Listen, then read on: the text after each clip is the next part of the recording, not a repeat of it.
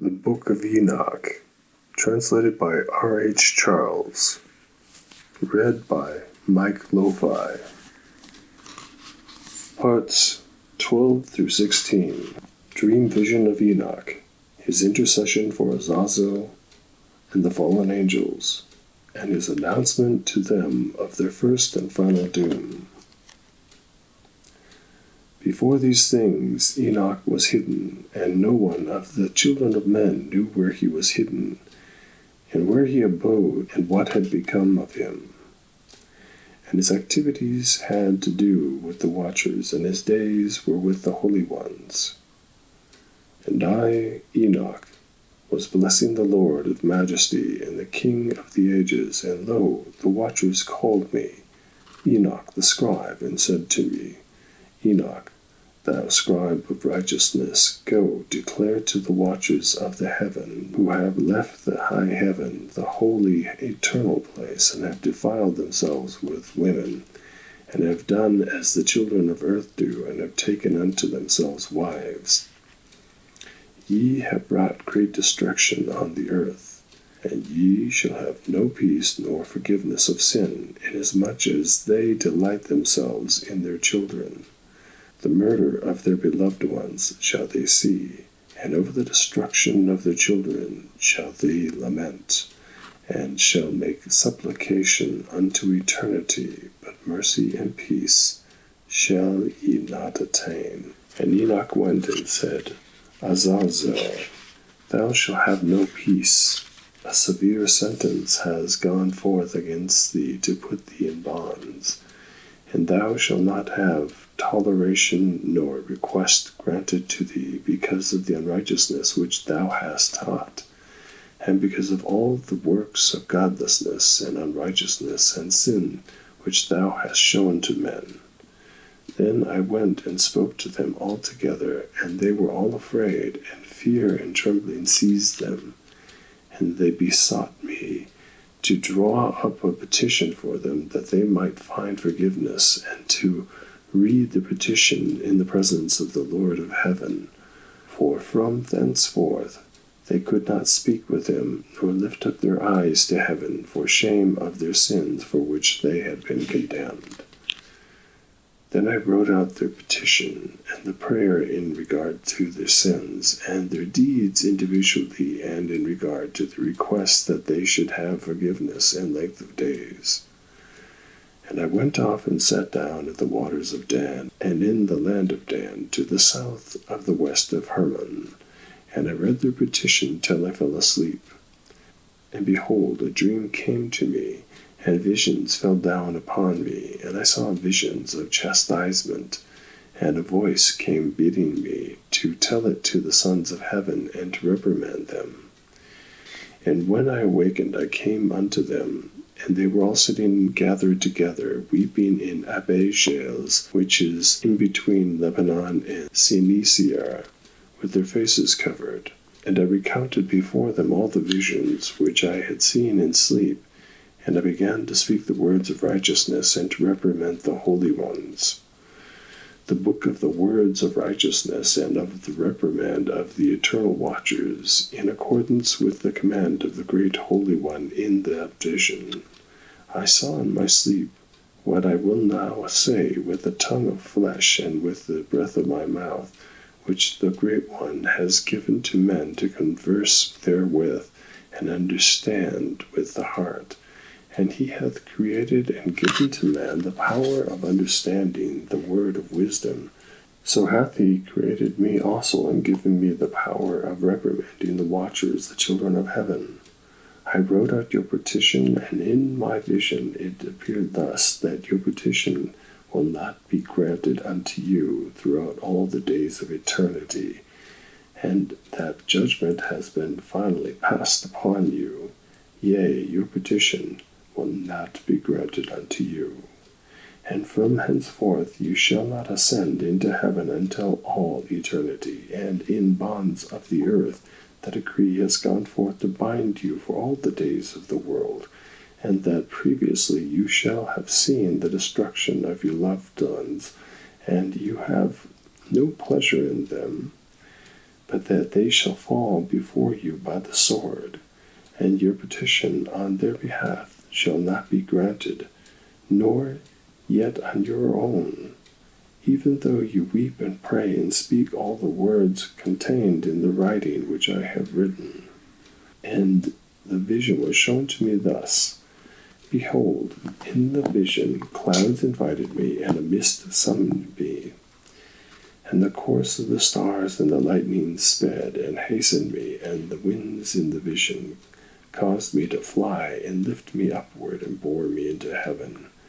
And I went in till I drew nigh to a wall which is built of crystals and surrounded by tongues of fire. And it began to affright me. And I went into the tongues of fire, and drew nigh to a large house which was built of crystals, and the walls of the house were like a tessellated floor made of crystals, and its groundwork was of crystal, and its ceiling was like the path of the stars and lightnings. And between them were fiery cherubim, and their heaven was clear as water.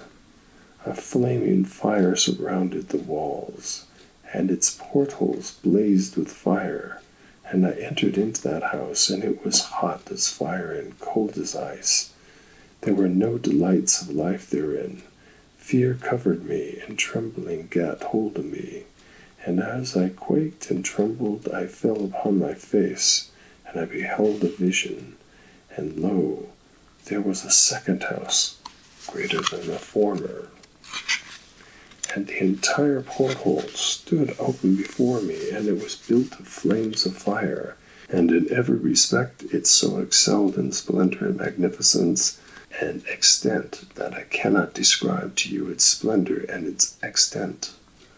And its floor was of fire, and above it were lightnings, and the path of the stars, and its ceiling also was flaming fire. And I looked and saw therein a lofty throne. Its appearance was as crystal, and the wheels thereof as shining sun. And there was a vision of the cherubim, and underneath the throne came streams of flaming fire, so that I could not look thereon. And the great glory sat thereon, and his remnant shone more brightly than the sun, and was whiter than any snow. None of the angels could enter it, and could behold his face by reason of the magnificence and glory, and no flesh could behold him. The flaming fire was round about him, and a great fire stood before him, and none around could draw nigh him. 10,000 times 10,000 stood before him, yet he needed no counselor. And the most holy ones who were nigh to him did not leave by night nor depart from him. And until then I had been prostrate on my face, trembling, and the Lord called me with his own mouth and said to me, Come hither, Enoch, and hear my word. And one of the holy ones came to me and waked me, and he made me rise up and approach the door, and I bowed my face downwards. And he answered and said to me, and I heard his voice, Fear not, Enoch, thou righteous man and scribe of righteousness. Approach hither and hear my voice, and go, say to the watchers of heaven, who have sent thee to intercede for them. You should intercede for men, and not men for you. Wherefore have ye left the high, holy, and eternal heaven, and lain with women, and defiled yourselves with the daughters of men, and taken to yourselves wives, and done like the children of earth, and begot giants as your sons? And though ye were holy, spiritual, living the eternal life, you have defiled yourselves with blood of women, and have begotten children with the blood of flesh. And as the children of men have lusted after flesh and blood, as those also who die and perish. Therefore have I given them wives also, that they might impregnate them, and beget children by them, that thus nothing might be wanting to them on earth. But you were born formerly spiritual, living the eternal life and immortal for all generations of the world. And therefore I have not appointed wives for you, for the spiritual ones of heaven in heaven is their dwelling. And now the giants who are produced from the spirits and flesh shall be called evil spirits upon the earth, and on the earth shall be their dwelling. Evil spirits have proceeded from their bodies, because they are born from men, and from the holy watchers is their beginning and their primal origin. They shall be evil spirits on earth, and evil spirits shall they be called. As for the spirits of heaven, in heaven shall be their dwelling.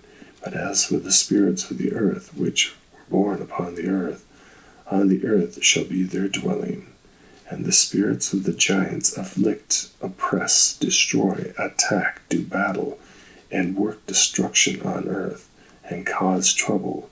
They take no food, but nevertheless hunger and thirst, and cause offenses. And these spirits shall rise up against the children of men and against the women, because they have proceeded from them.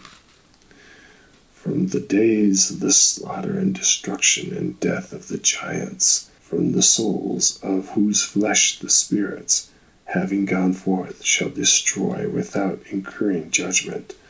Thus shall they destroy until the day of the consummation.